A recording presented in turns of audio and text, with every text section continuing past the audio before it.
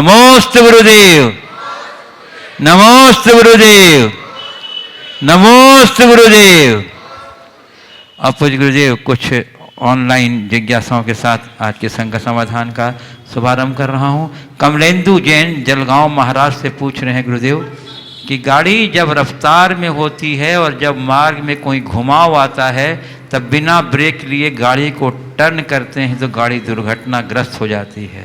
उसी प्रकार हमारे जीवन की गाड़ी जो तेज गति से चल रही है और अचानक ये पता चले कि मार्ग सही नहीं है, तो ऐसे में हम किस प्रकार अपने जीवन गाड़ी को टर्न करें ताकि जीवन गाड़ी दुर्घटनाग्रस्त न हो। देखिए, अचानक आने वाले मोड़ के पहले हर गाड़ी में कुछ सिस्टम्स रहते हैं और सिस्टम ऐसे रहते हैं जिससे आप स्पीड को मेंटेन करके टर्न लेते हैं ना। हल्का ब्रेक भी लगाते हैं, गियर में परिवर्तन करते हैं, अन्य तरीके से आप गाड़ी को मोड़ते हैं तो गाड़ी आपकी सलामत पार हो जाती है। तो जिस तरीके से गाड़ी को चलाते समय आप सावधानी रखते हैं, अपने जीवन में अचानक आए हुए मोड़ के आगे भी सलामती रखिए। रफ्तार इतनी तेज रखिए ही नहीं कि अचानक मोड़ आने पर आपको पलटने की नौबत आए। इतनी ही रफ्तार में दौड़िए कि सहज रूप में आप अपनी गाड़ी को नियंत्रित कर सकिए। और यदि है ऐसी रफ्तार भी तो अपने अंदर इतनी क्षमता रखिए कि तेज़ रफ्तार में भी अपनी ज़िंदगी की गाड़ी को आप नियंत्रित कर सकें। पूज्य गुरुदेव, श्रीमती मंजुला श्रीवास्तव नागपुर से पूछ रही हैं, गुरुदेव आपने संघ समाधान में एक प्रश्न के समाधान में कहा था कि जो बड़ों से और वक्त से नसीहत लेते हैं वे शख्सियत बनते हैं, परंतु आज तो लोग बड़ों को और वक्त को दोनों को कोसते हैं, ऐसा क्यों? ऐसी नसीहत प्राप्त करने के लिए क्या करना चाहिए? बिल्कुल यथार्थ है। मैंने कहा था बड़ों और वक्त से नसीहत लेने वाले ही शख्सियत बनते हैं, लेकिन आजकल लोग बड़ों को और वक्त को कोसते हैं तो ज़िंदगी भर उनकी ज़िंदगी भी कोसने जैसी बन जाती है, वो कुछ कर नहीं पाते।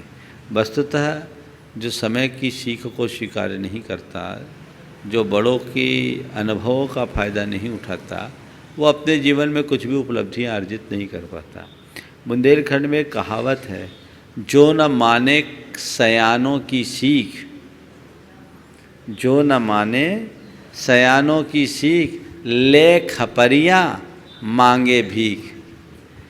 तो ये अनुभव सिद्ध कहावतें हैं और जो लोग इसकी उपेक्षा करते हैं उन्हें ज़िंदगी भर भोगने को मजबूर तो होना ही पड़ता है। पूज्य गुरुदेव, ब्रह्मचारिणी बहन सुमन दीदी लखनऊ उत्तर प्रदेश से पूछ रही हैं, सम्यक दर्शन देव प्रधान है या पुरुषार्थ प्रधान? यदि देव प्रधान है तो सम्यक दर्शन प्रकट करो यह क्यों कहा जाता है, और यदि पुरुषार्थ प्रधान है तो जो भी पुरुषार्थ करे उससे हो जाना चाहिए, परंतु ऐसा होता नहीं। आखिर वस्तु स्थिति है क्या? कृपया स्पष्ट करने की कृपा करें। जो है सो है। देखिए, कुछ परिणतियाँ ऐसी होती है जो एक कारण से नहीं होती, अनेक कारणों के मिलने से होती है। मनुष्य के जीवन में सही दृष्टि की अभिव्यक्ति, जिसे हम सम्यक दृष्टि कहते हैं, एक बहुत बड़ी उपलब्धि है और यह उपलब्धि निकट भव्य जीव को ही होती है। शास्त्रों में दोनों तरह का उल्लेख मिलता है। एक कथन ऐसा आता है जिसमें दैव की प्रधानता है कि जब उसका संसार काल अर्ध पुद्गल परावर्तन मात्र शेष रहता है तब वह सम्यक दर्शन की प्राप्ति के योग्य होता है। और एक कथन ऐसा भी आता है कि वह अपने आत्म पुरुषार्थ के बल पर अनंत संसार को छेद कर अर्ध पुद्गल परावर्तन मात्र कर लेता है। यानी सम्मत परिणाम महापेन अनंत संसारम बोलाव्यून अद्ध पुग्गल पर्यट्ट मित्त कदो। ऐसा आचार्य वीर सेन का कथन है। तो कथन तो दोनों तरह का आता है। आपने जो तर्क रखा है कि यदि दैव से होता है तो कदो ऐसा क्यों कहा, और अगर पुरुषार्थ से होता है तो सबको क्यों नहीं होता, इसका उत्तर मैं यही दूंगा कि उस योग्य पुरुषार्थ होगा तो जरूर हो जाएगा, तदयोग पुरुषार्थ नहीं है तो नहीं होगा। और उस योग्य पुरुषार्थ तभी होगा जब उसका वैसा भवितव्य होगा। तो इसे सापेक्ष दृष्टि से समझना चाहिए, एकांत दृष्टि से नहीं। पूज्य गुरुदेव, श्रीमती स्नेहलता अग्रवाल दिल्ली से पूछ रही हैं, मनोचिकित्सक ऐसा कहते हैं कि हास्य और हंसना जीवन की खुशहाली के लिए बहुत आवश्यक है, लेकिन हास्य को जैन शास्त्रों में कसाय के अंदर रखते हुए इससे बचने की बात कही गई है। तो कहीं कहीं हास्य को झगड़े का जड़ भी कहा गया है। कहते हैं महाभारत इसी का परिणाम है। तो गुरुदेव, मैं ये जानना चाहती हूँ कि वस्तुतः हास्य है क्या, तथा इसका उपयोग स्वपर के भला के लिए किस प्रकार किया जा सकता है? देखिए, ये बात सही है, जैन शास्त्रों के अनुसार हास्य कषाय, और एक कषाय के कई रूप हैं। यद्यपि संसारी प्राणी निष्कषाय तो ही नहीं, हमारे यहाँ राग द्वेषात्मक परिणतियाँ होती है। हास्य को एक राग की अभिव्यक्ति रूप रहा है, माना गया है, और लोक में इसे प्रशस्त माना गया है। यहाँ तक कि हंसना मनोचिकित्सकों के अनुसार मनुष्य के जीवन के लिए जरूरी है। जो हंसना भूल जाते हैं उनको लोग हंसाने के तरह तरह के उपाय करते हैं, वो उसे अनेक तरह से तनावग्रस्त बना देते हैं, मायूसी के शिकार हो जाते हैं। ऐसे लोग अवसाद के भी शिकार बन जाते हैं। तो हंसने की जो प्रवृत्ति है कषाय तो है, लेकिन वैसी कषाय नहीं है जैसी हम क्रोधादि कषाय को मानते हैं। इसको ईषत कषाय कहा गया है, नो कषाय कहा गया है। तो हंसना एक मनुष्य के जीवन का गुण बन गया है, और हंसने में ऐसा विकल्प करने की ज़रूरत नहीं है।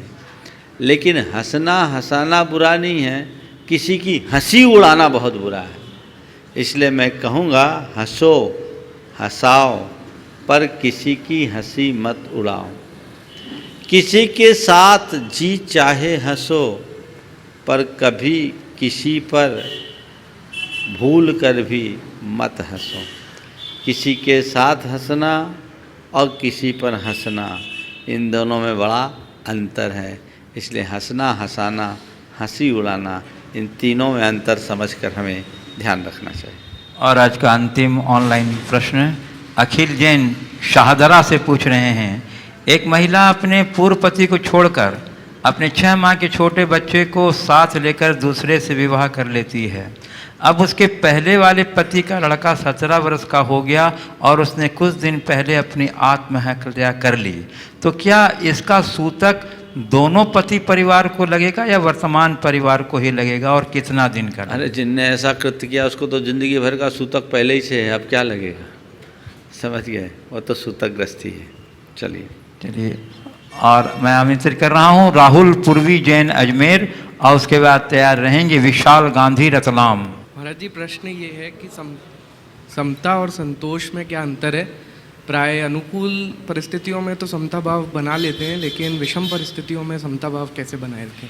देखिए, समता और संतोष स्थूल दृष्टि से देखें तो एकार्थक है। हर स्थिति में स्थिरता रखने का नाम समता है, और अच्छे बुरे में, लाभ हानि में अपने आप को टिकाए रखने का नाम संतोष है। सब चीज़ों में संतोष करो।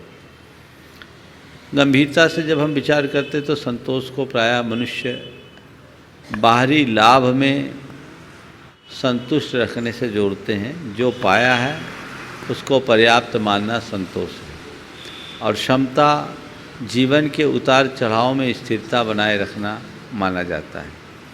आपने बोला अनुकूल स्थिति में तो सब बन जाता है, प्रतिकूल में बनाना थोड़ा कठिन होता है। वही तो पुरुषार्थ है। जब हमारे सामने सब कुछ अनुकूल है, हम बड़े शांत बैठे हैं, तो कोई उपलब्धि नहीं। उपलब्धि तभी है जब सब कुछ बिगड़ जाए और फिर भी हम स्थिर बने रहें। तो अपने आप को स्थिर बनाना चाहिए। विशाल गांधी रतलाम, उसके बाद तैयार रहेंगी श्रीमती लता जैन सनावत। नमस्ते महाराज जी, मेरा प्रश्न है कि भय लोभ आशा स्नेहवश किया गया धर्म कार्य मनुष्य कल्याण में साधक होता है या बाधक? ऐसी इन भावनाओं के साथ किया गया धर्म उचित है या अनुचित? देखिए, भय लोभ स्नेहवश किया गया धर्म का फल बुरा नहीं मिलेगा, लेकिन जैसा चाहिए वैसा नहीं मिलेगा।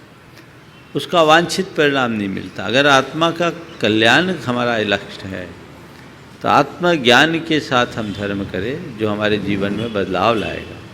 वो धर्म नहीं है, एक प्रकार का समझौता है। वो हमारे जीवन में उतना बड़ा परिवर्तन नहीं ला सकता।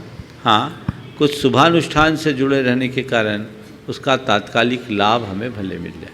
नमस्ते महाराज। श्रीमती लता जैन सनावत, उसके बाद तैयार रहेंगी श्रीमती उर्मिला सुधीर जैन सनावत। नमोस्तु गुरुदेव। मेरा प्रार्थना यह है कि मेरा मन भगवान का अभिषेक करने का बहुत करता है, परंतु महिला होने के नाते नहीं कर सकती हूँ। गुरुदेव, मैं यह जानना चाहती हूँ कि स्त्रीयोचित कर्म पुरुष पर्याय प्राप्त करने में साधक है या बाधक? यदि बाधक है तो स्त्री हम क्या करें कि पुरुष पर्याय प्राप्त हो सके और मेरी यह अभिषेक करने की मनोकामना पूर्ण हो सके? आप अभिषेक करने की मनोकामना क्या, अभिषिक्त होने का सौभाग्य पाओ ना। अभिषेक करने की मनोकामना तो बहुत छोटी है। स्त्री पर्याय को छेदने की बात तो बहुत दूर है। संसार को छेदने की ताकत आपके अंदर है। अगर आप स्त्रियोचित कर्तव्य का भी पालन करते हैं और गृहस्थ धर्म में रहते हुए श्रावक धर्म का पालन करते हो तो आप भी आज भी 16वें स्वर्ग तक जा सकते हो।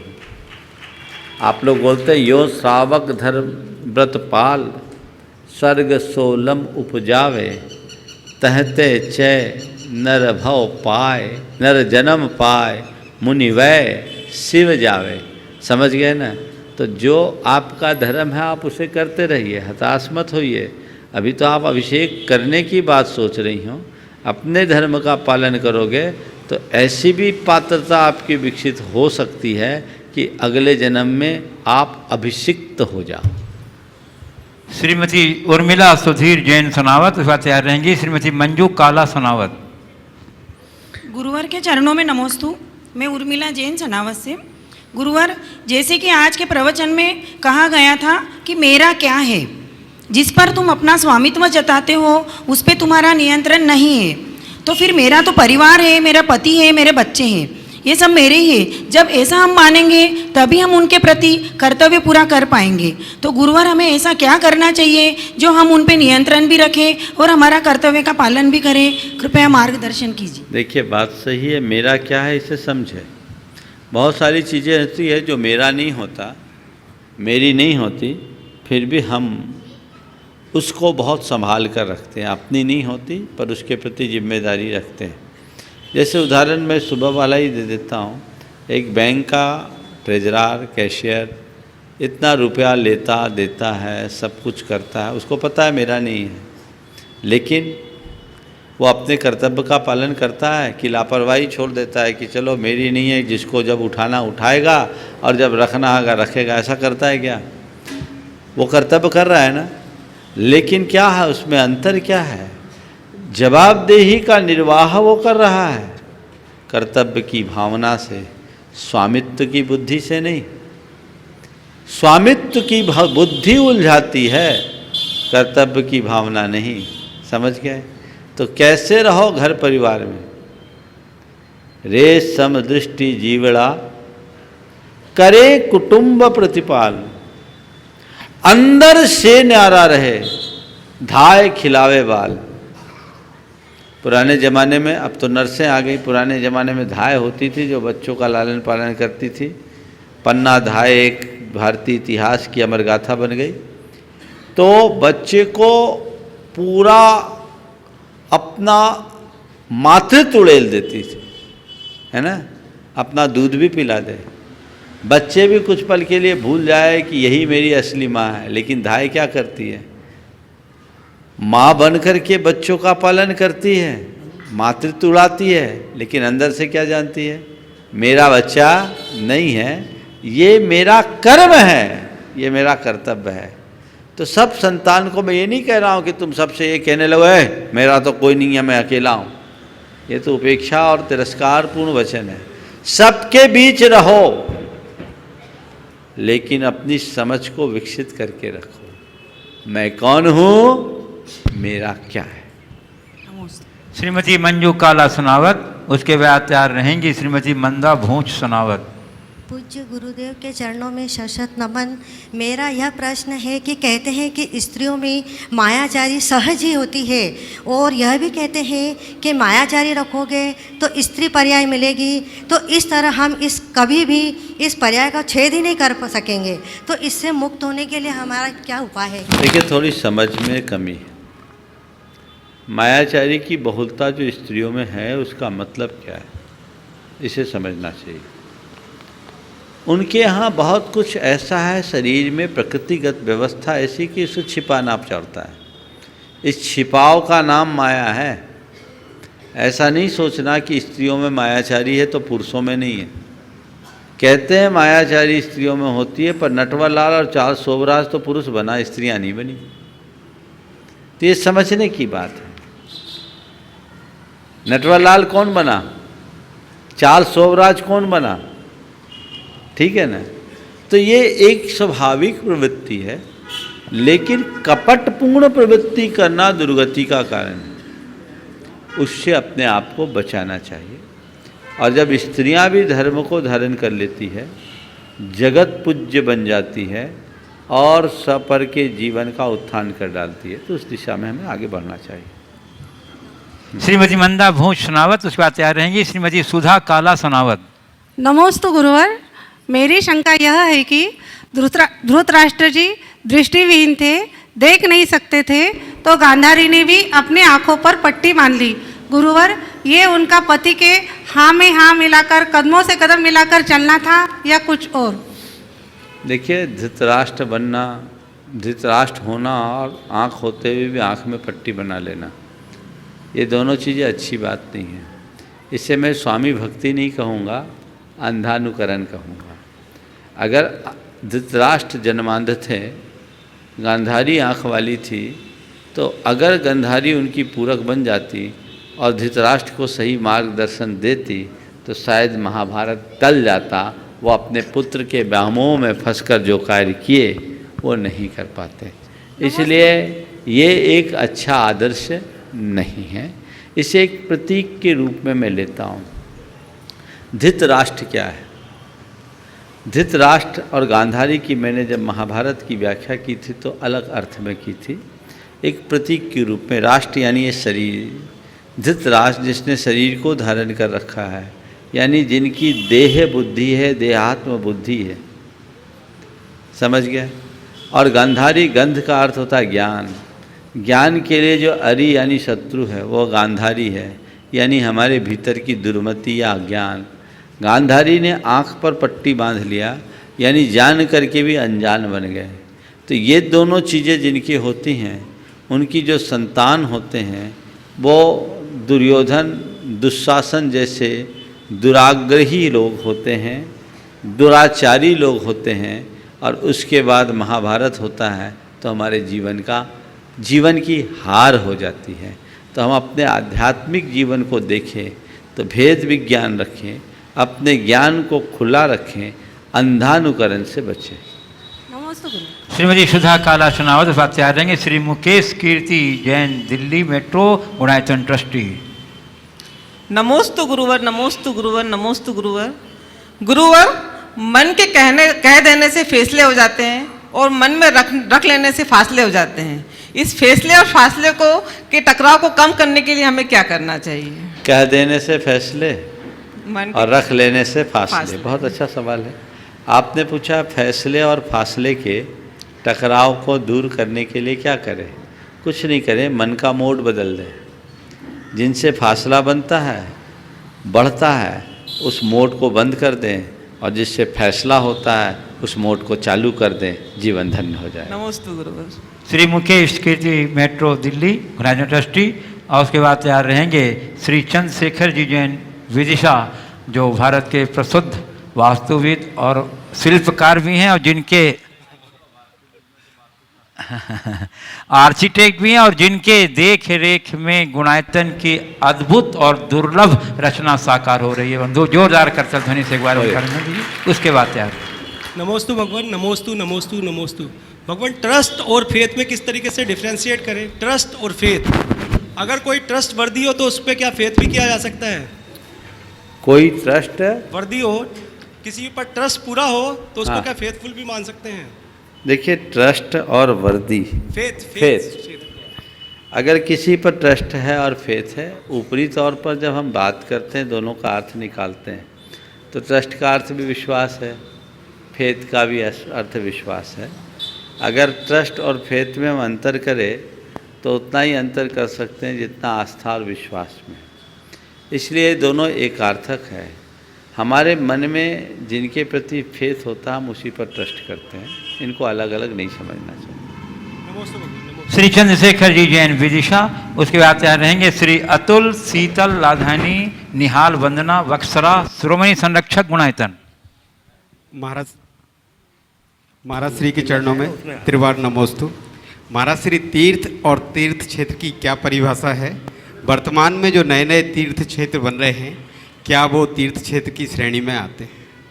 देखिए, सबसे पहले तो मैं बोलूं, अभी विमल जी ने वास्तुविद बोल रहे थे। हालांकि जितने भी आर्किटेक्ट होते हैं वास्तुविद ही होते हैं, पर वर्तमान में वास्तु के इतने ज़्यादा प्रचार प्रसार हो गए कि जो वास्तु की बातें करते वो वास्तुविद हो गए, वास्तुशास्त्री हो गए। इसलिए कभी चंद्रशेखर भाई का वास्तुविद के रूप में परिचय मत दो। ये एक सुयोग्य आर्किटेक्ट हैं जिनके मार्गदर्शन में गुणायतन के भव्य जिनालय का निर्माण चल रहा है और ऐसे देश में अनेक भी चल रहे हैं। आपने बहुत अच्छा सवाल किया है, तीर्थ और तीर्थ क्षेत्र में क्या अंतर है। देखिए, सबसे पहले तीर्थ को हम समझें। तीर्थ शब्द का कई अर्थ है। तीर्थ का अभिधागत अर्थ है जो हमें तारे, तरंती संसार महानवम येन तत्तीर्थम, जिसका आश्रय लेकर हम संसार सागर को पार करें वो तीर्थ है।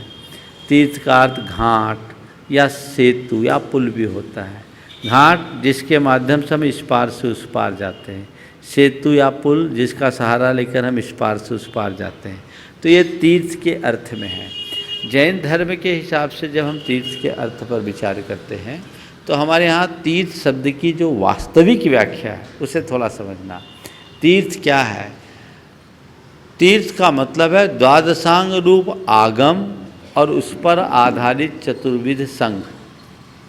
क्या बोला? द्वादशांग रूप आगम और उस पर आधारित चतुर्विध संघ, इसे कहते हैं तीर्थ। और इस तीर्थ की जो प्रवृत्ति करते हैं वे कहलाते हैं तीर्थंकर।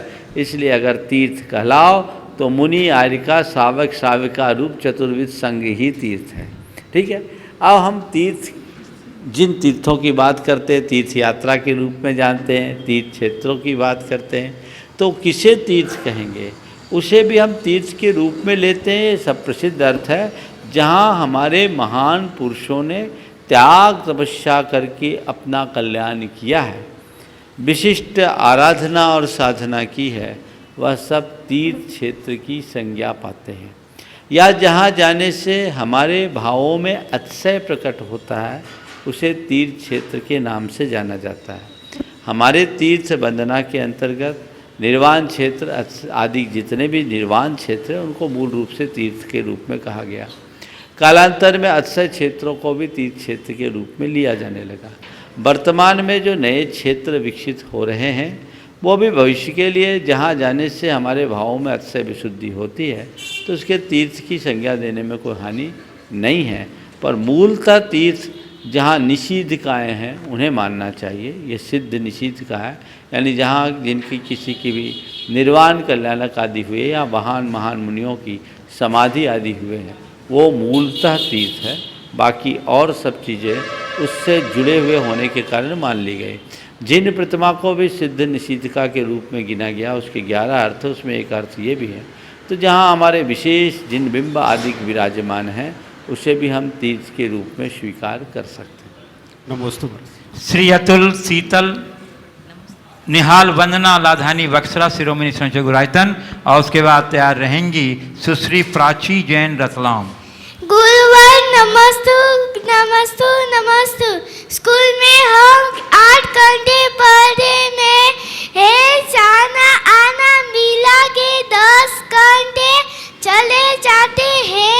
कल आके हम होमवर्क भी कर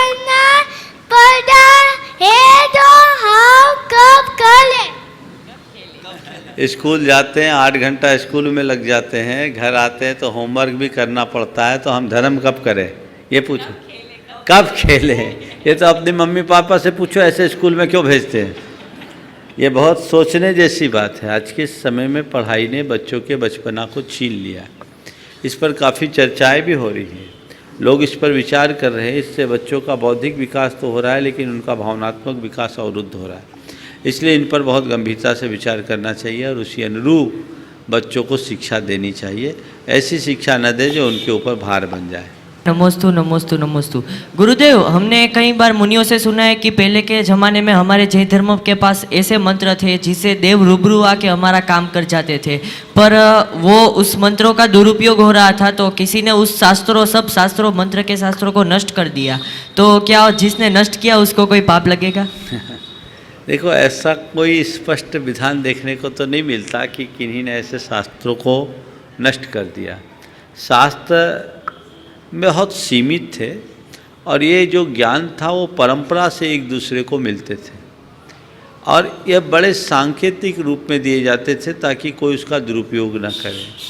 लेकिन गुरु परंपरा एक लंबे समय तक विच्छिन्न हो गई तो वो साधना हमारे हाथ से चले गई, ऐसा समझना चाहिए। आज वो साधना नहीं है, इसलिए इसके परिणाम नहीं।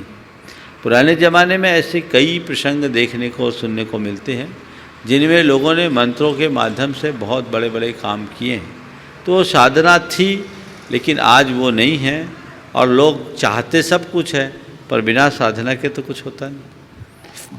इसलिए आप पाप और पुण्य का सवाल है तो ये तो तब बोलूँ जब इस बात की प्रमाणिक जानकारी हो कि किसी ने इस आशय से उसे नष्ट किया हो, ऐसा नहीं है। नमोस्तु गुरुदेव। ठीक है, आगे। हाँ बोलो, इनाम बोलो। नमोस्तु महाराज जी। महाराज जी, कॉस्मेटिक्स और नॉलेज बिल्कुल सिमिलर हैं। दोनों को अप्लाई करने पर हमारा लुक और लाइफ चेंज हो जाती है। नॉलेज होने के बाद भी सक्सेस तभी मिलती है जब हमारा माइंड गूगली ना दे और हम वन पॉइंटेड फोकस रहें। तो महाराज जी, हम डिस्ट्रैक्शंस को मिनिमाइज और फोकस को मैक्सिमाइज कैसे करें? डिस्ट्रैक्शन को मिनिमाइज और फोकस को मैक्सिमाइज कैसे करें? अपने टारगेट को सामने रखो बस।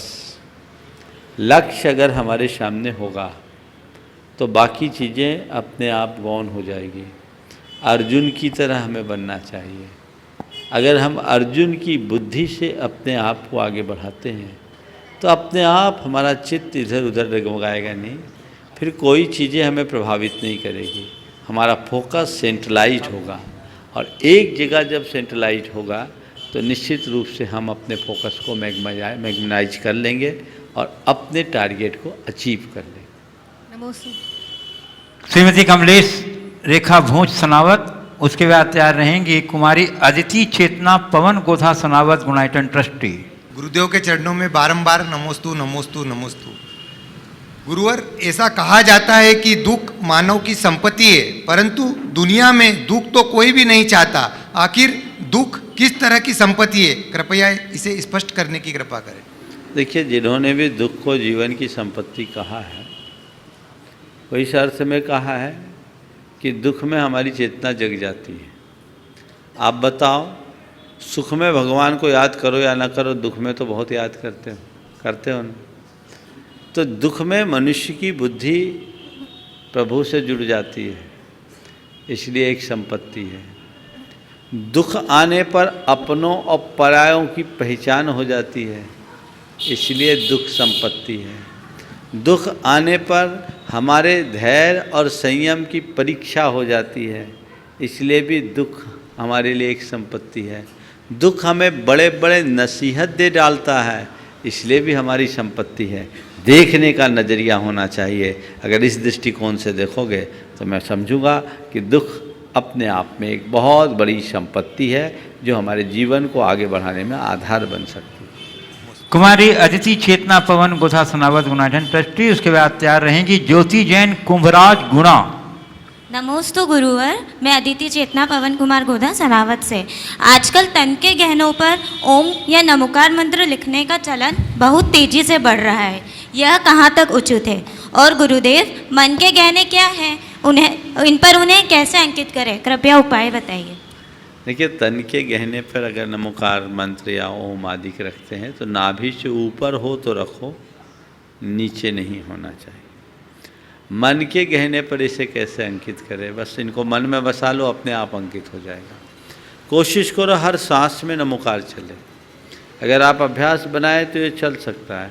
श्वास ले नमो अरिहंतानम, श्वास छोड़े नमो सिद्धानम, पुनः श्वास ले नमो आयर्यानम, श्वास छोड़े नमो वज्रायनम, फिर श्वास ले नमो लोए और छोड़ने पर सब साहुनम। अगर ऐसा हम करते रहें तो ये हो जाएगा। ज्योति जैन कुंभराज गुणा, और उसके बाद तैयार रही कुमारी जिनीशा जैन कुंभराज गुणा। महाराज अखंड दिगंबर जैन समाज का कुंभराज का नमोस्तु महर्षि। महर्षि मेरा क्वेश्चन है कि निष्पन्न योगी और अनिष्पन्न योगी कैसे समझें, किसे कहें, कौन होते हैं? निष्पन्न और अनिष्पन्न कहाँ पढ़ लिया आपने? ये हमने इष्टोपदेश में 24 नंबर की गाथा में पढ़ा। तो देखो निष्पन्न व्याख्या में है, निष्पन्न यानी जो परिपक्व हो गया, अनिष्पन्न जो अपरिपक्व हुआ है। तो जो अपने क्षेत्र में पूरी तरह परिपक्व हो गया साधना के क्षेत्र में, उसको बोलते हैं निष्पन्न यानी पूर्ण। जैसे आप कोई काम कर रहे हैं, उसकी संपन्नता का नाम निष्पन्नता है। और अनिष्पन्न यानी उसकी अपूर्णता, यानी जो साधना का पक्का खिलाड़ी हो गया वो निष्पन्न है, और जो कच्चा है वो अनिष्पन्न है। गुड़िस्तान की अपेक्षा कैसे लगाएंगे इसको? अब ये व्यवस्था यहाँ नहीं, अलग बताएंगे। कुमारी जिनीशा जैन कुंभराज गुणा, उसके बाद तैयार रहेंगे श्री कपूर चंद जी जैन कोटा।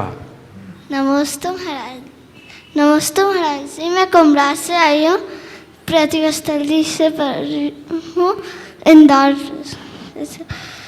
मेरा प्रश्न यह है कि भगवान की माँ को 16 सप्तमी क्यों आते हैं, सामान्य माँ को 16 सप्तमी क्यों नहीं आते? देखो भगवान की माँ को जो 16 सपने आते हैं, पहले भी ये सवाल आया, मेरे से पूछा गया कि 16 सपने ही क्यों आते हैं, तो मैंने पहला उत्तर दिया इसलिए कि वो 16 आने सच होते हैं। फिर दूसरा, 16 सपनों में 16 गुण, पूरे 16 कलाएँ होती चंद्रमा की, तो मनुष्य के संपूर्ण व्यक्तित्व के विकास की जो चीज़ें हैं वो उसमें प्रकट हो जाती। तीर्थंकर 16 कलाओं से भरे होते हैं, यानी उनमें सारे गुण होते हैं, वो सर्वगुण संपन्न होते हैं, और उन सपनों के माध्यम से भावी व्यक्तित्व की सूचना हमें प्राप्त होती है। इसलिए तीर्थंकरों की माताओं को 16 सपने आते हैं, समझ गए? और उनको 16 ही आते हैं। आपने पूछा बाकी माताओं को क्यों नहीं आते हैं, तो बाकी माताएं दिन में ढेर सारे सपने देखते रहती, इसलिए नहीं आते, समझ गए? श्री कपूर चंद जी जैन कोटा, उसके बाद तैयार रहेंगी श्रीमती रानी जैन रतलाम। गुरुवर के चरणों में मेरे और मेरे परिवार की तरफ से पुनि पुनि नमन। गुरुवर, मौन से जो कहा जा सकता है वो शब्दों से नहीं, और दिल से जो दिया जा सकता है वो हाथ से नहीं। साधु संत आशीर्वाद 3 प्रकार से देते हैं, पहला हाथ से, दूसरा मन से, तीसरा दिल से। तो गुरुवर, इनमें कौन सा आशीर्वाद सर्वश्रेष्ठ है? कृपया शंका का समाधान कीजिए। हाथ से, मुंह से और दिल से कौन सा आशीर्वाद सबसे श्रेष्ठ है? आपने नमोस्तु कौन से किया? मुंह से। मुंह से, माथा झुकाकर, या दिल से? जैसा नमोस्तु वैसा आशीर्वाद। नमोस्तु। श्रीमती रानी जैन सतनाम, उसके बाद तैयार रहेंगी दीपिका जैन बड़ौदा। नमोस्तु महाराज जी, पहले 2 लड़ते थे तो तीसरा समझाने के लिए जाता था, लेकिन आज महाराज जी तीसरा वीडियो बनाने में लगा हुआ है, तो क्या ये मानव जाति के लिए उचित है? ये बड़ी विडम्बना है, और ये बहुत कभी कभी तो एकदम संवेदनहीनता का दृश्य देखने को मिल जाता है। कोई व्यक्ति उत्तेजना में आकर आत्महत्या कर रहा है, आत्मदाह कर रहा है, और लोग वीडियो बना रहे हैं। ये बहुत ही गलत प्रवृत्ति है, पर क्या करें, सबके जेब में एक कैमरा आ गया है। उस कैमरे के कारण लोगों में इस तरह की प्रवृत्तियां बढ़ गई है। हमें इस प्रवृत्ति से बहुत बच करके चलना चाहिए और उसी अनुरूप अपना जीवन बनाना चाहिए। नमोस्तु महाराज। दीपिका जैन बड़ौदा, उसके बाद तैयार रहेंगे श्री सुनील जैन डीपीएस सनावर। नमोस्तु महाराज जी, हमारे वचनों में किसका कितना वजन होना चाहिए कि सामने वाला अपने अंदर की बुराइयों का विसर्जन कर औरों के लिए एक विशेषण बन जाए? रिश्तों में किसके लिए कितना वजन होना चाहिए कि सामने वचनों में। वचनों में कितना वजन होना चाहिए कि सामने वाला अपनी बुराइयों का विसर्जन कर उसे विशेषण बना ले। जी देखिए, वचन सारभूत, प्रासंगिक और मधुर होने चाहिए। यदि सारभूत बात करोगे, प्रासंगिक बात करोगे और मधुरता रखोगे तो उस वचनों का वजन अपने आप बढ़ जाएगा। और जब वचनों में वजन बढ़ेगा तो शब्द व शब्द न रह करके वचन वचन न होकर विशेषण बनेंगे। हमारी बुराइयों का विसर्जन होगा और लोगों में परिवर्तन का कारण बनता है। आपने अपने अनुभव में देखा होगा, जब कोई बात हमें कोई प्रेम से समझाता है तो अच्छी लगती है, हम उसे स्वीकारते हैं। गाइडलाइन मिलते ही हम अगर कोई बुराई से भी ग्रसित है तो उसे अपने हाथ से, अपने मन से निकाल देते हैं। लेकिन उसी बात को यदि कोई गलत लहजे में बोला अच्छा ही, लेकिन लहजा गलत हो तो हमारा सामने वाले के प्रति क्या दृष्टिकोण बनता है? अरे ये तो मेरी बुराई कर रहा है।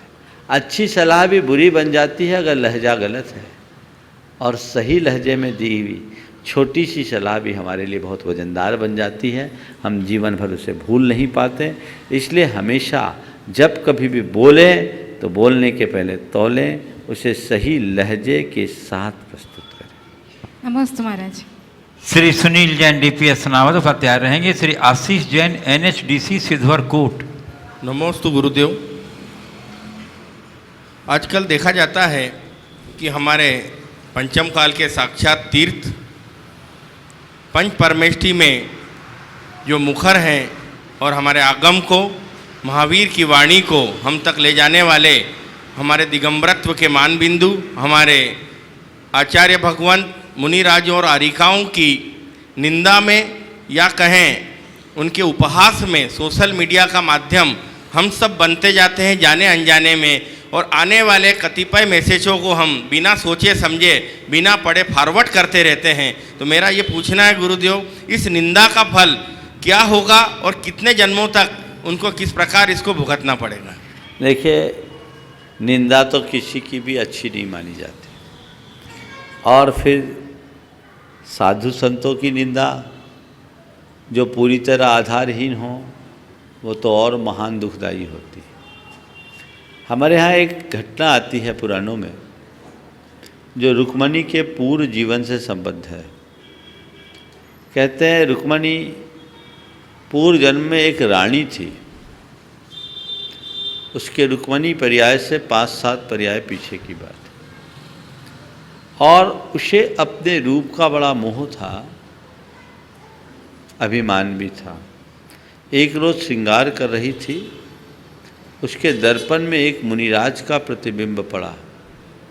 उसके मन में मुनि महाराज के प्रति घोर घृणा और नफरत का भाव उमड़ा है। उस घृणा के भाव से प्रेरित हो जैसे हुई महाराज की उपेक्षा की। महाराज तो अपना सहज रूप से चले गए, लेकिन ऐसे पाप का बंध हुआ कि वो मर करके कुतिया बनी और अकाल मौत का शिकार हुई। फिर सूकरी बनी, अकाल मौत का शिकार हुई। फिर गधी बनी, अकाल मौत का शिकार हुई। इसके उपरांत वह एक दुर्गंधा नाम की कन्या हुई। ऐसा पापोदय उसका आया कि उसके शरीर से भयानक दुर्गंध, जैसे जैसे वो बड़ी होने लगी उसके शरीर की दुर्गंधी उतनी तेज होने लगी। उसके दुर्गंध से घबराकर गांव के लोगों ने तय किया कि इसके गांव में रहने से गांव वालों का जीना दूभर है, तो गांव के बाहर उसे अकेली कुटिया में रख दिया गया जहां वो अपने जीवन का गुजारा करती थी। संयोग एक दिन वे ही मुनिराज, क्योंकि कुछ वर्षों का ही खेल था, उधर से निकले। मुनिराज की दृष्टि उस पर पड़ी और उस दुर्गंधा की दृष्टि मुनिराज पर पड़ी। मुनिराज के संबोधन से उसका हृदय परिवर्तन हो गया, उसे अपने पूर्व जन्मों का ज्ञान हो गया। उसने अपने पापों का प्रायश्चित किया और अनुव्रत लिया, अपने जीवन का उद्धार शुरू किया, स्वर्ग में देवी हुई, आगे चल कर के वही रुक्मणी बनी। ये उदाहरण हमारे सामने है। बहुत ज़्यादा बुद्धिपूर्वक नहीं, लेकिन सहज रूप से एक अपमान, तिरस्कार और दुर्वचन का ये परिणाम कि लगातार 4 भव में दुर्गति। लोग समझ नहीं पाते कि मैं जाने अनजाने में क्या कर रहा हूँ, और कुछ लोग तो उल्टा पुल्टा उटपटांग बता देते हैं। आज एक महानुभाव मेरे पास आए थे, उन्होंने कहा महाराज जी हमने सुना है कि यहाँ पर महावीर जयंती में श्वेतांबर समाज साथ नहीं रही। बोले भैया ऐसी तो कोई बात ही नहीं, इतने भव्य महावीर जयंती का कार्यक्रम हुआ, आनंद संपन्न हुआ, हम भी महावीर जयंती में सम्मिलित हुए और जितनी देर हमें रहना था रहे, अपनी चर्या में आ गए।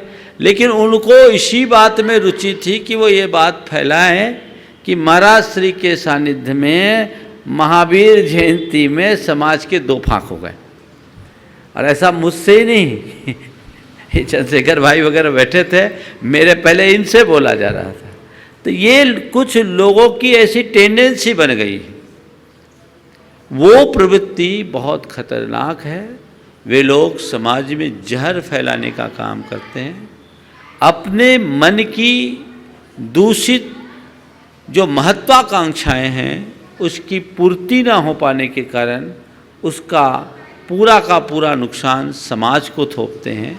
हमें ऐसे लोगों से बिल्कुल भी प्रभावित नहीं होना चाहिए, बल्कि सुरक्षित दूरी रखना चाहिए और तय करना चाहिए, संकल्प लेना चाहिए कि हम अपने जीवन में कभी इस तरह का कृत्य नहीं करेंगे। मैं तो कहता हूँ जो लोग जिन ग्रुपों में इस तरह की अनर्गल बातें आए, उस ग्रुप से ही आप अपने आप को बाहर कर लो। जो आपको ऐसा भेजे आप उसे अपने ग्रुप से बाहर निकाल दो। मैसेज तो फॉरवर्ड करना ही नहीं है, लेकिन ऐसे लोगों को भी प्रोत्साहित नहीं करना, तभी इसमें समाज का सेहत सुधरेगा। अन्यथा आजकल काम की बातें कम, बेकाम की बातें ज़्यादा होती है, और जब बेकाम की बातें ज़्यादा आने लगती है तो फिर जो काम की बातें होती है उससे भी आपका ध्यान चला जाता है। तो हमें वही चीज़ें स्वीकारना चाहिए जो आवश्यक है। गुरुदेव में एक बात, हेलो, श्री सुनील जैन DPS, एक बात और कहना चाहूँगा। जैसे अभी आपने कहा कि कोई सज्जन ने बोला है, मैं सिर्फ इतना ही सनावत समाज के प्रतिनिधि के नाते बताना चाहूँगा कि महावीर जयंती के पहले जब गुरुदेव का आगमन हुआ और वेदी प्रतिष्ठा तो एक दिगंबर मंदिर में हो रही थी, किंतु उसकी पत्रिका में और सारा निमंत्रण हम सकल जैन समाज सनावत के नाम से कर रहे थे, दिगंबर श्वेतंबर से परे होकर एकता के रूप में। और सनावत का तो ये इतिहास रहा है कि यहाँ पंथवाद और दिगंबर श्वेतंबर का कभी भेद भी नहीं रहा, न कभी विवाद हुआ, न भविष्य में होगा। बहुत सुंदर, जो है सो है, ये तो बात ही नहीं। मैं तो उदाहरण दिया है, नोटिस में लेने लायक कहीं से बात नहीं है। मैंने पहले ही दिन कहा था सनावत की समाज बड़ी विशुद्ध और धर्मात्मा समाज है, इसमें कुछ सोचने की बात नहीं है। ये वो नगरी है जिसने 15 मुनियों को जन्म देने का गौरव प्राप्त किया है, और वह संस्कार हमने यहाँ के समाज में भी देखा है, इसलिए ऐसी बात कुछ सोचने की है ही नहीं। डॉक्टर नरेंद्र जैन भारती सोनावत, और उसके बाद तैयार रहेंगी बेबी कोपल जैन सोनावत। नमोस्तु मुनिवर। महाराज जी, सनावत में तो आपका बहुत ही शानदार प्रवास रहा है। हम सिद्धवरकूट के लिए आपको सादर आमंत्रित कर रहे हैं। महाराज जी सिद्धवरकूट पधार कर हमें कृतार्थ करें। मैं अपने परिवार की तरफ से आपको सादर नमोस्तु कहता हूं। और मेरा प्रश्न यह है महाराज जी कि कहते हैं कि सफलता के शिखर पर पहुंचना उतना कठिन नहीं जितना वहां पर बना रहना है, तो कृपया मार्गदर्शन दें, हम ऐसा क्या करें कि सफलता के शिखर पर पहुंचें भी और वहां पर बने रहने की सफलता भी प्राप्त करें। बहुत अच्छा, सफलता के शिखर पर पहुंचना उतना कठिन नहीं जितना कि बने रहना। आपने पूछा है कि हम ऐसा क्या करें कि सफलता के शिखर पर पहुँचे भी और बने भी रहें। देखिए, सफलता के शिखर पर पहुंचने के लिए मनुष्य को सतत सक्रिय रहना चाहिए, क्रियाशील रहना चाहिए, और लगन, निष्ठा और समर्पण के साथ अपने काम में तत्पर रहना चाहिए। और सफलता के शिखर पर पहुंच जाने के बाद उसे अभिमान और आसक्ति से मुक्त हो जाना चाहिए। यदि व्यक्ति इससे मुक्त हो गया तो टिके रहने में कोई कठिनाई नहीं हो। नमोस्तु। डॉक्टर नरेंद्र जैन भारती सोनावत वह तैयार रहेंगे। बेबी कोपल जैन सोनावत। पूज्य गुरुदेव के चरणों में त्रिवार नमोस्तु नमोस्तु नमोस्तु। चूँकि एकाएक प्रश्न है इसलिए मैं 60 में ही बोलूँगा, आज ज़्यादा लंबा नहीं करूँगा क्योंकि मुझे इस बात का एहसास है। ठीक ठीक।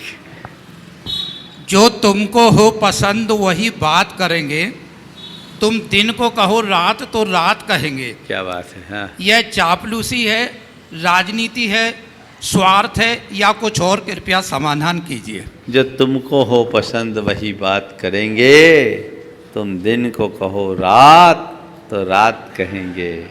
ये चापलूसी है, स्वार्थ है, खुशामद है और राजनीति है। राजनीति है। देखिए, अगर हम इसे गहराई में लें और व्यापक संदर्भ में लें तो ये समर्पण की पराकाष्ठा है। गुरु शिष्य के साथ जो संबंध होता है वो ऐसा ही होता है। तुम दिन को कहो रात तो रात कहेंगे, लेकिन ये एक शब्दों में कहना और उसको उसका निर्वाह करना, इसमें अंतर है। जो हम कह रहे हैं वो कर रहे हैं तो समर्पण, और केवल कह रहे हैं कर कुछ नहीं रहे हैं, सामने वाले को चढ़ा रहे हैं तो खुशामद, चापलूसी या राजनीति। तो आजकल लोग ऐसे ही होते, सामने सामने तो सब, बाद में कुछ नहीं। एक आदमी के घर में विवाह का कार्यक्रम था, उसने अपने मित्र को याद किया, बोला भैया देख तेरे को व्यवस्था बनानी है, तुमको आना। बोला तुम चिंता मत करो, तुम्हारे लिए तो मैं सिर के बल आ जाऊंगा। तुम चिंता मत करो, तुम्हारे लिए तो मैं सिर के बल आ जाऊंगा। पूरी शादी हो गई, भाई साहब दिखे ही नहीं। बाद में मिला, अच्छा भैया तुम तो कह रहे थे मैं सिर के बल आ जाऊंगा, आई नहीं। बोले सिर के बल आ रहा था, आ ही नहीं पाया। सिर के बल आ रहा था इसलिए नहीं आ पाया। ये है राजनीति, जो कहे कुछ करे कुछ। इसलिए हमें हर शब्द को, उसके अर्थ को समझने से पहले प्रयोक्ता को भी समझने की कोशिश करनी चाहिए कि ये जो बोल रहा है, बोलने वाला कितने पानी में है। केवल बोल ही रहा है, बहला रहा है, या सच्चे अर्थों में अपने भावों को अभिव्यक्ति दे रहा है। बेबी कोपल जैन सोनावत। और उसके बाद तैयारेंगे श्रीमती सुरक्षा साहब भोपाल। नमोस्तु गुरुदेव। मेरा प्रश्न ये है कि मेरी स्कूल की छुट्टियां लग गई है, मैं टीवी देखूं तो दादी चिल्लाती है, मैं मोबाइल चलाऊं तो दादा चिल्लाते हैं, मैं बाहर धूप में खेलूं तो मम्मी चिल्लाती। अब मैं करूं तो क्या करूं? क्या बात है। टीवी देखूं तो दादी चिल्लाए, मोबाइल देखूं तो दादा चिल्लाए, और बाहर खेलूं तो मम्मी चिल्लाए, तो हम क्या करें? देखिए, सबसे पहले तो मैं माँ बाप से कहना चाहूँगा, बच्चों की छुट्टी में उन्हें छुट्टी मनाने की आज़ादी देना चाहिए, और बच्चों की छुट्टी होने पर आपको कुछ छुट्टी निकालकर बच्चों के साथ बिताने का प्रयास करना चाहिए। थोड़ा समय आप अपने बच्चों के साथ दें। बच्चों के साथ चिल्लाने की जगह उनकी दिशा को मोड़ने का प्रयास करें। यदि बच्चे टीवी देख रहे हैं और आप उन्हें चिल्ला करके टीवी से मना कर रहे, रोक रहे हैं, उसकी जगह उससे कुछ ऐसी इंटरेस्टिंग बातें करना शुरू कर दो कि उसकी टीवी देखने का आकर्षण ही छूट जाए, वो आपकी बातों में लीन हो जाए। उससे कहो बेटा तू टीवी तो बाद में देख लेगी, देख आज तुझे मैं एक विशेष बात कह रही हूँ, इसे समझने की कोशिश कर। अगर बच्चे मोबाइल चला रहे हैं और आप उसे सीधे मोबाइल चलाने के नाम पर रोक रहे हैं, उसकी जगह उनके मन में मोबाइल चलाते समय रखी जाने वाली सावधानी का ज्ञान देना शुरू कर दें, और उनके दिल दिमाग में ये बात बिठा दें कि मोबाइल का उपयोग कहाँ करना चाहिए और कहाँ नहीं करना चाहिए, तो मैं समझता हूँ बच्चे फिर मोबाइल के लिए उतना ज़्यादा आतुर नहीं होंगे। बाहर खेले तो ठीक है, बच्चों से बोलो बेटा खेलना, लेकिन ज़्यादा धूप में मत खेलना, चल तू बाहर खेल रहे हैं, आज घर में हमारे साथ खेल ले। यदि ऐसा वातावरण आप बच्चों को देंगे तो फिर बच्चों की कभी ये शिकायत नहीं होगी। और जिन घरों में ऐसा वातावरण नहीं मिलता, ऐसे बच्चों के मुख से इसी तरह की बेबसी और लाचारी निकलती है और फिर बाद में वो माँ बाप की हिदायतों की उपेक्षा करना शुरू कर देते हैं, उनको मानते नहीं हैं। तो आप कहते हैं बच्चा हमारी बात नहीं मानता। बच्चों के साथ बहुत टैक्टफुली व्यवहार करना चाहिए। श्रीमती सुरक्षा शाह भोपाल से तैयार रहेंगे श्री आशीष झांझरी सोनावत। नमोस्तु महाराज। जीवन की रीत है परिवर्तन, संसार की रीत है परिवर्तन। महाराज इस परिवर्तन के परिवर्तित स्वरूप को स्वीकारने का साहस कैसे प्राप्त हो? जीवन में होने वाले परिवर्तन, संसार में होने वाले परिवर्तन के स्वरूप को स्वीकारने का साहस कैसे करें? बस इसे जीवन का एक अंग मान लो, अपने आप स्वीकार लेंगे। जैसे हमने बचपन से अब तक कितने परिवर्तन किए कि नहीं किए? थोड़ा याद करो। जब हम पैदा हुए तो क्या थे, माँ के पेट में थे तो क्या हुए, बड़े हुए तो क्या हुए, और थोड़े बड़े हुए तो क्या हुए, अब क्या है, आगे क्या होंगे? ये परिवर्तन को हमने स्वीकार किया कि अस्वीकार? हाँ, और ये हम तो छोटे थे बड़े हो गए, अब बाल सफ़ेद होने लगे, भगवान ये बाल सफ़ेद कैसे हो गए? नहीं, ठीक है, उम्र हो गई, अब तो थोड़े बहुत सफ़ेद होंगे, चलो काले करवा ले, ये तो करेंगे। लेकिन आपने ये गुस्सा तो कोई नहीं किया कि बाल सफ़ेद हो गए, ये प्रकृति का नियम है। हमने स्वीकारा ना, किस आधार पर स्वीकारा? ये प्रकृति का नियम है। और जब हम नियम को नियम की भांति स्वीकार लेते हैं तो हमारे जीवन में अपने आप बदलाव घटित हो जाता है। इसलिए स्वीकारने के लिए इसे निसर्ग का नियम मानिए, सहज स्वीकार हो जाए। सोनावत, उसके बाद तैयार रहेंगे श्रीमती रितु पांड्या सोनावत। नमोस्तु गुरुदेव, नमोस्तु गुरुदेव, नमोस्तु गुरुदेव। जिस प्रकार दीक्षा दिवस पर आपके संबोधन में आपने कहा था कि आचार्यवर बड़ी कठिन परीक्षा पश्चात ही मुनि दीक्षा देते हैं, पूरी चर्या देखकर, पूरे परिश्रम, पूरे लय में सामने भक्तों को देख के ही दीक्षा दी जाती है। मुनिवर दीक्षा देने के बाद मुनि आजन्म मुनि धर्म को पालन करता है, 18 मूल गुण को पालन करता है। 28। हाँ, ठीक है, ठीक है, ठीक है, ठीक है, ठीक है, ठीक है, हाँ बोलो। उनका पालन करते हैं। उसी प्रकार हमने भी अगस्त से लेके अप्रैल तक लगातार श्रम किया, परिश्रम किया, तपस्या करी। तत्पश्चात आपके दर्शन हुए, सनावद में नगरागमन हुआ, हमारा भाव सफल हुआ। उन सब के लिए मैं सकल जैन समाज की तरफ से सनावद की तरफ से आपका बहुत बहुत अभिनंदन एवं वंदन एवं नमन करता हूँ। मेरा प्रश्न ये है महाराज जी, जिस प्रकार आचार्य श्री पूरी परीक्षा लेने के बाद ताउम्र मुनि सम्मान 108 पद की 108 गुणों की वो देते हैं पदवी, उस प्रकार हमें कितना समय मिलेगा? देख भैया, ऐसा है, हमने भी महाराज जी उसमें 9 महीने, जिस प्रकार एक माँ अपने बच्चों को 9 महीने गर्भ में रखती है, उस प्रकार 9 महीने की तपस्या हमने भी करी है। बहुत सुंदर बात कही। गुरु शिष्य की परीक्षा लेते हैं और परीक्षा में शिष्य खरा उतरता है तो उसे कृपा अपने आप मिल जाती है, शिष्य को सवाल उठाने की जरूरत नहीं पड़ती। समझ गए? तो सवाल उठाने का काम ही नहीं है। और दूसरी बात, सनावत वालों, तुमने जितना सोचा था उससे ज़्यादा मिल गया है, बोलो मत।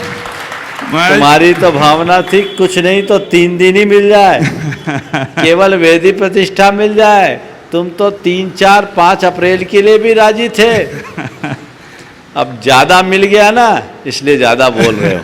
चलो, नमोस्तु गुरुदेव, नमोस्तु। हाँ, नमोस्तु, नमोस्तु गुरुवर। गुरुवर के चरणों में शत नमन। महाराज जी, मेरा प्रश्न है कि जीवन में कठिनाइयाँ बहुत आती है, पर जब तक अंतर्मन में दृढ़ विश्वास न हो, हम उन पर विजय प्राप्त नहीं कर सकते। तो अंतर्मन में दृढ़ विश्वास लाने के लिए हम क्या करें? हे गुरुदेव, हमें मार्गदर्शन दें। देखिए, अंतर्मन में दृढ़ विश्वास लाने के लिए सबसे पहला काम तो ये करें, अपने अतीत की कठिनाई से भरी दौरों को याद करें और उन दौर पे हम कैसे पार हुए। दूसरे लोगों को देखो जिनके जीवन में कठिनाइयाँ आई और उन्होंने कैसे पार किया, तो इससे हमारे मन में एक शक्ति आएगी, श्रद्धा आएगी, विश्वास आएगी कि नहीं, कठिनाइयाँ ऐसी नहीं है जिससे पार न किया जा सके, हम पार कर सकते हैं। मैंने अतीत में भी ऐसा पार किया तो कोई दिक्कत नहीं। जैसे आप कभी किसी ऐसे जोन से जाते जो बड़ा डेंजर जोन हो और गाड़ी चला रहे हैं, सुनसान रास्ता है, तो पहली बार जाएगा आदमी तो उसे डर लगेगा, पता नहीं रास्ता कैसा है। लेकिन जो उस जोन से पहले गुजर चुका, अनेक बार गुजर चुका, वो कहेगा कोई दिक्कत नहीं, मुझे पता है, चप्पा चप्पा का पता है और ये रास्ता मेरा जाना पहचाना है, कोई बात नहीं, मैं पार कर लूँगा।